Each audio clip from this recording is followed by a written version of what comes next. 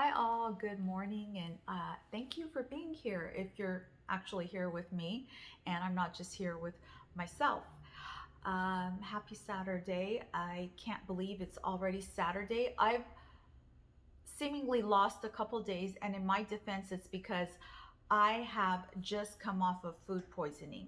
Today, I am going to be doing a very interesting discussion, and it's a departure from what I most always do, which is animal advocacy, because that is my utmost passion in life. Today, I'm going to be discussing state of California prisons conditions, um, which is very interesting in this period of COVID. I do want to make some noteworthy comments. As far as me not believing that this is Saturday already, I just came off of some very, very serious food poisoning.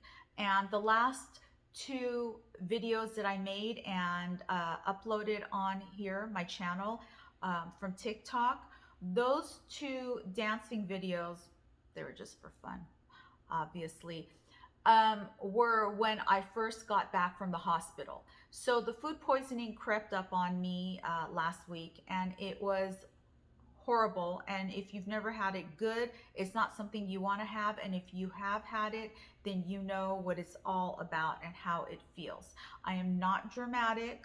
I'm 100% healthy. I feel so very blessed. But I still don't like going to doctors or hospitals, even for some acute condition, like the one that crept up on me, the food poisoning. So the fact that I was at the hospital highlights how serious it was. At one point, I don't even want to say really how I felt for just a few seconds. I was in the hospital. They gave me morphine for my severe tummy pain. I was having sharp shooting pains in my stomach. I did not want morphine, and I will never do morphine again, because when they shot me with it, it was a hot, more than a flushing feeling. It felt like you couldn't even breathe. And then they wanted to give me some more, and I said, absolutely not. So just adequately hydrate me, actually hydrate me again. I asked for a second dose of hydration. I was in the hospital for a while. It was bad. And today is my almost first normal day. So I'm going to actually have maybe like a vegan burrito for lunch. I'm starving. I've been living on saltines and ginger ale, and I will say thank you for saltines. Didn't care for them before. Now I've developed a fondness for saltines. So that's what I've been doing. I am starving. I want to eat something real, but yeah, I still have that fear and caution because it was that bad. And some other couple of noteworthy notes.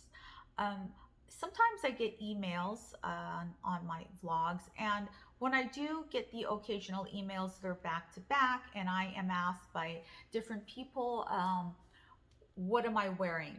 So today I'm wearing a frame silk top.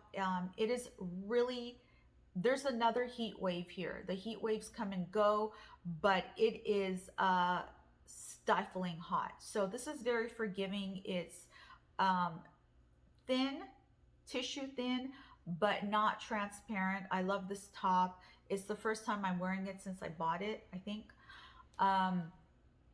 And so it's going to keep me cool. I love frame tops. One of my favorite iconic brands is Rag and Bone. Mother, I will not discuss their customer service. Anyways, Mother jeans, Rag and Bone frame. Today I'm wearing some, well, it looks like I wasn't wearing any pants until I showed you, but I'm just wearing some Good American shorts. I love Good American They're such a great brand. They really put out some of the best pieces. So I am think I'm looking a little pale, if not good. And on with our interesting subject today. So this is inside the COVID unit at the world's largest women's prison. And although I'm the most passionate and loving advocate of animal rescue and animal rights, and I always will be, and I do hope to start my own nonprofit one day very soon. Until then, I do donate regularly to PETA, SPCA, and even if and when I have my own nonprofit, I will continue to donate to as much as I can to any other entities that legitimately help animals. Specifically, pit bulls are my favorite, but I love all animals. And with that, on to the California State Prison conditions. I will stress again, I am not a women's rights advocate. I'm not a prison reform advocate. However, I do believe in the things that go on in the institutions in California, and I'm sure they happen in other institutions too, but California is one of the most notoriously corrupt incarceration systems, I believe, in the world. Namely CCWF. CCWF is a relatively newer prison. It was built in the 90s and it's already decrepit. Their level of illegal drug use in there is through the roof. It's horrible. And their level of cleanliness is through the concrete. I mean, in the 90s, they used to regularly distribute cleaning supplies to the inmates to clean their quarters, and they had regular inspections. When I was there in 2017, they did not do that. They didn't have any inspections. You had to fight tooth and nail to get cleaning supplies. And it was at the point that you sometimes had to use your own, well, a lot of the times you had to use your own shampoo, body wash, soap that you could melt down, because inmates, prisoners are very, very resourceful. That's one of the good points. As you can look it up yourself, there are a lot of prison cookbooks. And I think there should be, this is my idea, there should be prison resource books on how to make your own cleaning supplies when you're in prison and you're so limited, because in California institutions, you don't get the things that you need. They deprive you, the women, they deprive you of sanitary pads. Not all the time, but a lot of the times they deprive you of tissue, paper towels, your allotted bars of soap, the things that your basic necessities that you need as a woman and as a human being. And I know that the tissue problem also goes on in the men's county jails and state prisons in California. It's very serious. But I want to say this. Depriving women of sanitary pads and tampons has been a long-standing issue in the state of California. And a lot of the times in the county, though, it doesn't happen as much in the county jails. And part of the reason is because the employees, the COs, they're sadistic. They're really, really cruel. Now, on the flip side of the county, On the state side, in the state prisons, the COs are a little more laid back, you know, but they're still cruel. In the county jail, they are strictly sadistic. You cannot joke with them. You cannot walk behind them without giving them notice. You know, it's really wrong in there. However, supplies are a little more available in the county jail than they are in the state prison, and the employees and officials might say, no, you know, we give inmates adequate shelter, Title 15 nutritional diet. We give them the supplies that they need. That is not true, and it never has been. Of course, they're going to try to save face, but I was there, I lived it, I know. They even personally made it a point to deprive me of feminine pads. I never really used tampons, it was a preference. So when I needed pads and they wanted to harass me, they wouldn't give me any. I had to work out something with other inmates to get what I needed from them. It was serious.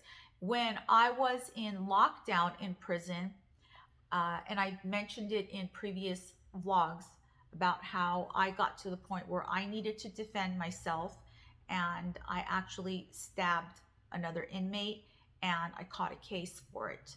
And so I was in lockdown for basically most of my sentence. And when I was in there, I didn't do anything untoward. You know, I didn't do anything worse than other inmates, but they chose to harass me and they called me princess.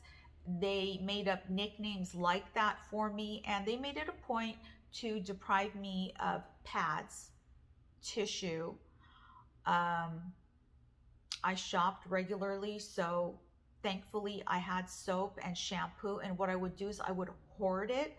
So when once a month I was allowed to shop Canteen, I would buy, when you were not limited at that point, I would buy many bottles of shampoo, many bottles of conditioner, many bars of soap, many toothbrushes, several tubes of toothpaste, and I would also get a lot of those things in my box. So I had those, though there came a point where they actually took them away from me during cell searches when I was in the shower. That's how they did it. And they put a sign on my door not to give me any pads or tissue, with the lie that I was misusing them to clean the bunk with, or things like that, which was a lie because I had so much shampoo, I had so much soap that I could have used all of that to clean with, which I actually did.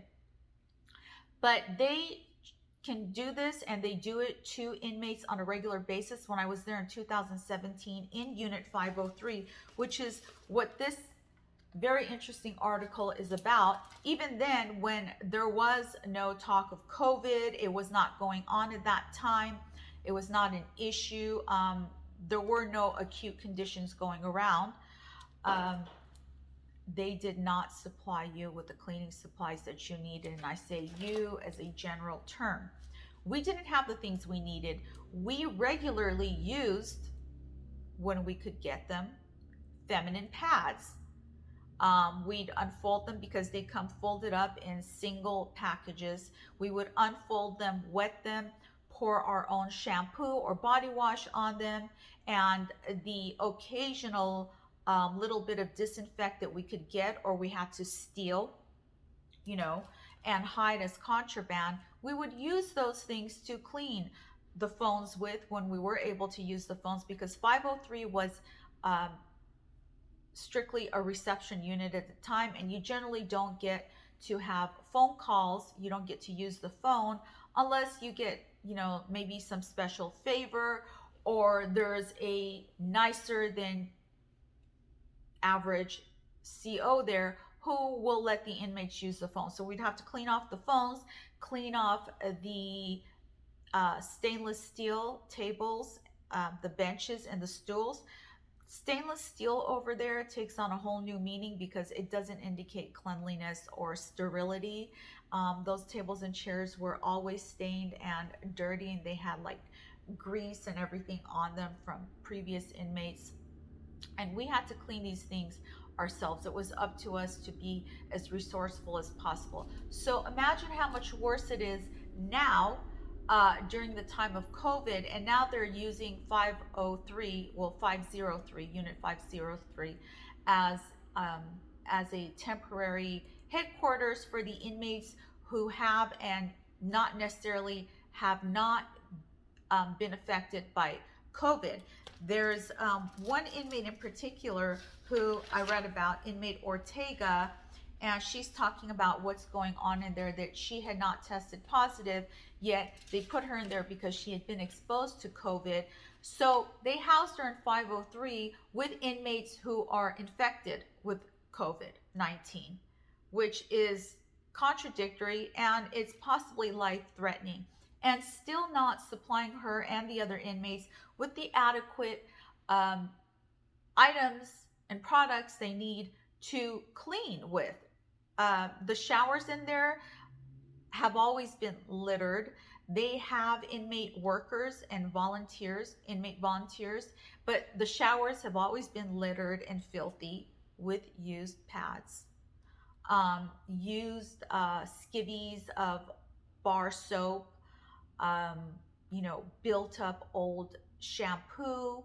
Um, that prison is relatively new, but it's also old because of how decrepit it's become and how neglected it has been. The officials, again, I will say, might say that it's up to code. It's not. I had to live through it in an 8-man cell, and I was one of those 8 inmates. Those cells don't even have functioning fire alarms or sprinklers in the ceiling. You will look at them, and unless they fix them, they are fried. Why? Because inmates are so resourceful, and they use outlets, plug outlets, and even the fire alarm to spark up for their contraband cigarettes and drugs, because drug use there is just common. There have been always drugs in the prison system in California, and I'm sure in other states, but it has become rampant. And you can guess how those drugs are getting in. An officer can get as much as at least $100 per pack, not carton, per pack of cigarettes from the inmates, and of course the sexual favors. So it's up to you to imagine how bad it has become in there. Drug use, violence, inmates who just don't give a fuck. Excuse my language. It's reality. Drugs and money and power over inmates is everything. They go to the drug program high. There's a drug program in CCWF. There's a barracks. It's a makeshift barracks. It's just one of the buildings that they put up for a daily drug program, and that's maybe that's part of your assignment to get your half time or your third time. And although I haven't done drugs, I was in the drug program. It's called behavior modification, really, when it comes down to it, because that's what I call it. And it doesn't even help because the inmates come there high. Even some of the staff come there on drugs. So this inmate is talking about, how scary bad it is in there, how filthy the conditions are. But here's another thing. If you're an inmate and you already have a chronic condition such as asthma, heart condition, type 1 or type 2 diabetes, and down the list, okay, it's already bad enough during so-called normal times when there is no rampant virus going around, okay, because the diet in the prison is so inadequate and just so wrong. The medical system, which has always been bad, has become far worse. There are medical staff in there who have broken English. They cannot even communicate properly. I don't know why they're being hired to work within the county jail system and the state prison, CDC. It doesn't make sense. Communication problems. This isn't about being racial or about saying anything about any particular race, origin. But if you cannot communicate with inmates adequately or with other staff adequately, it can be life threatening to the inmates because you can't care for them adequately. If you have personality disorders, if you have anxiety, if you have mental, emotional issues, which prevents you from having the patience to deal with inmates or distributing medications, these things are serious. So it's not about discrimination. It's about you shouldn't be working there. You shouldn't be hired. The way I look at it, and I'm sure so many other people, if they have sense. So now take that to the point of, during times of COVID or any type of outbreak, what's really going on in there? If during so-called normal times, you're a type 1 or type 2 diabetic, you should be having a special diet. And they have special diets in the prison. They provide you with a vegan diet if you ask for one, a vegetarian diet if you request it, and allegedly chronic condition diets. But they're really not. And I'll tell you how it goes in the county and in the state. It used to be that if you were diabetic, you would be provided with legitimate food items of protein, such as an extra hard-boiled egg, maybe some cold cuts. And I am not proud to say this, but I have been incarcerated several times, unfortunately, and I've seen it, where these inmates used to get what they needed. Now they not only don't get what they need as chronic condition carrying inmates, but they also get the wrong things, which can seriously hurt them. In the county, if you're a type 1 or type 2 diabetic, you will get extra donuts, extra chips, extra slices of bread, and some juice when your blood sugar is too low as a result of the insulin. As of 2017 through 2019, I believe they were still using metformin for the inmates. I'm not a physician, but I know enough to know that they're not supposed to. It just wasn't good, and now I think it's out per research that it is cancer causing. So in the county, and I witnessed this, and in the state, and I had witnessed that as well, is that inmates would experience abnormally low blood sugar, and so the nurses or LVNs, and you don't frequently encounter RNs. You will encounter medical staff, such as an LVN maybe. At any rate, what they give you is, if your blood sugar is too low, to bring it back up, they will give you whatever they have on hand. Just to say they gave you some food. So whatever's left from the lunches, the nurses, the nursing staff have mass supplies of those that are handed down to them from the inmate kitchen services, such as bags of Lay's, chips, Fritos, chips, off-brand, like Mrs. Freshly's donuts, cookies, sliced bread in cellophane, some orange juice, and some even more sugary drinks that are just food coloring, sugar, and some flavoring.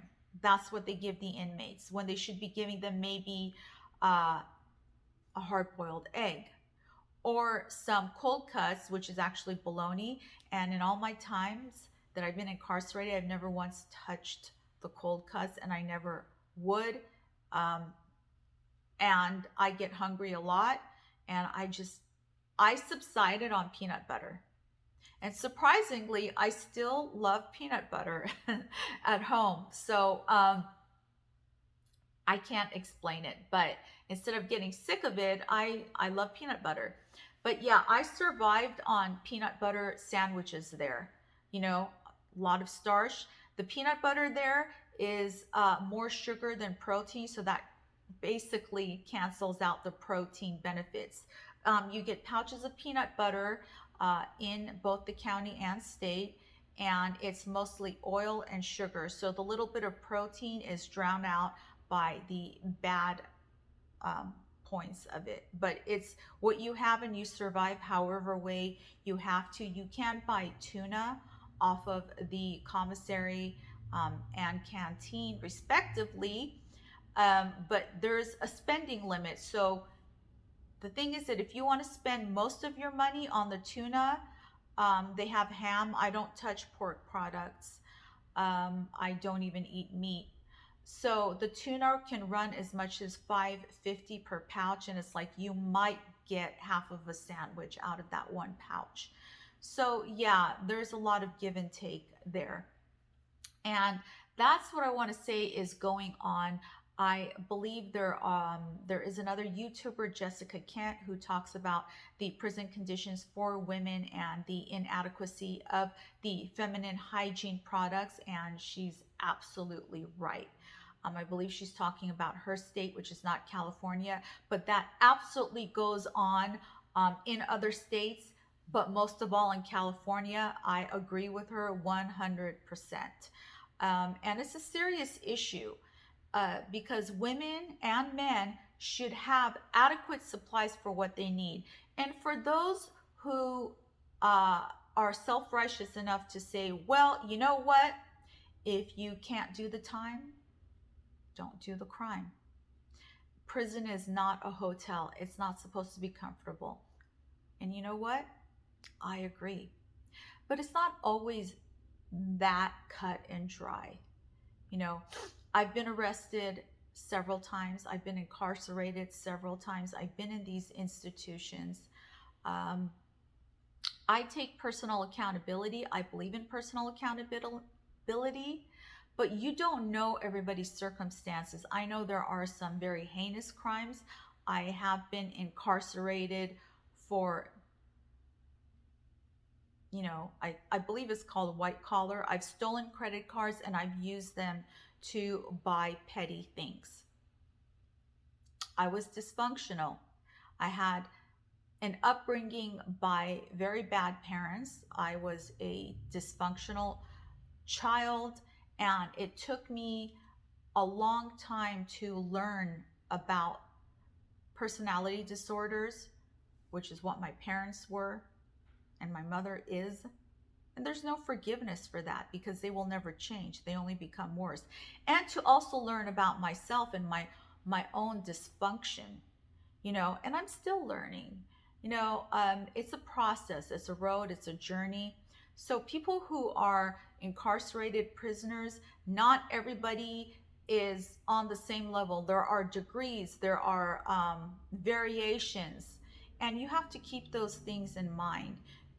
You should have compassion when compassion is called for, you know, and so not everything is as cut and dry. Well, if you don't like it, don't go to prison.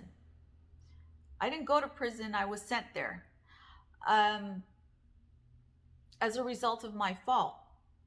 There were 2 times when I was arrested and incarcerated when I was absolutely innocent. But it is what it is, so we as prisoners, I have had to do what I had to do to survive, and they do what they have to do to survive. But it has to be made somewhat possible by prison officials, prison supervisors, employees, and down the chain of command. And they're making it more and more impossible. Feel free to research it. Feel free, if you'd like, to post any questions and comments here. Just keep it positive, and thank you so much, and have a wonderful weekend. Bye.